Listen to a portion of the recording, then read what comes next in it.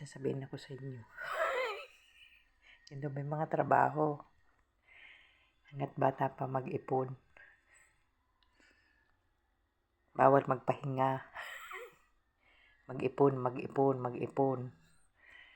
Pag nagkasakit, may dudukutin.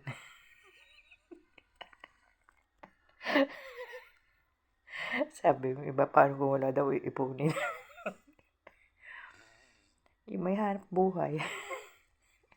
Magsubi. Bawal magpahinga. Masasabi mo lang daw magpapahinga ka, marami ka nang inipon.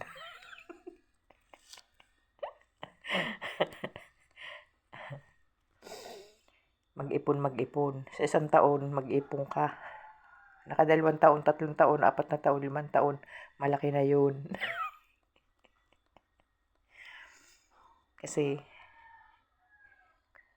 hindi ka naman tutulungan kahit kamag-anak mo.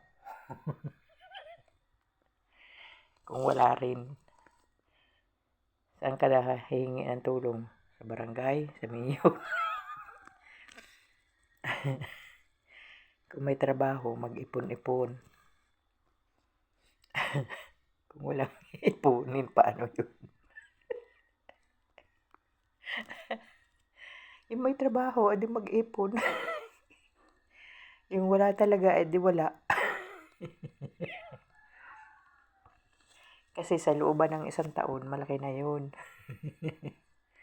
Kung gagalawin, punin mo. Hanggang isa pang taon. Merry Christmas. Simulan mo na ngayon, January.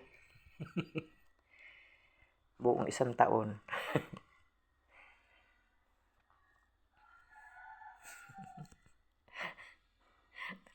Narinig ko yun dun sa isang content creator.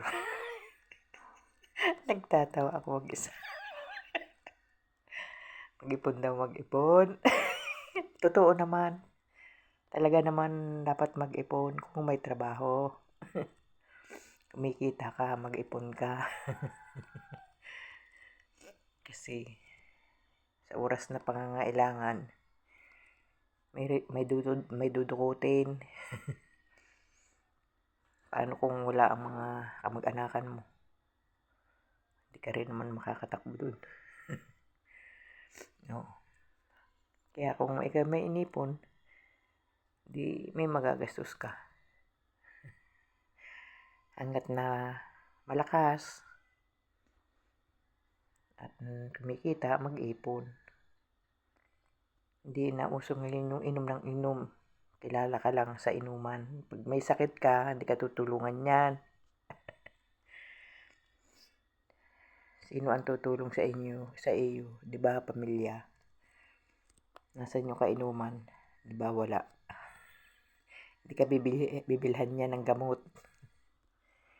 Maswerte lang kung may kaibigan ka talagang tutulungan ka. Isang bisis, 2 bisis, nakakahiya. Yun ay nasabi ko lang. Huwag man nyo seryosuhin kung wala naman talagang iipunin. Edi, wala. Hanggang pagkain lang. Yung may trabaho, kailangan mag-ipon. Huwag bili dito, huwag bili doon.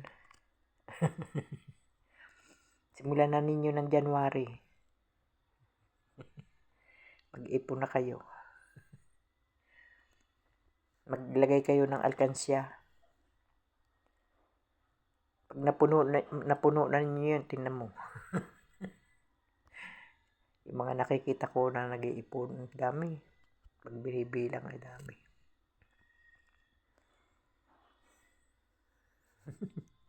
Hindi naman masama yun.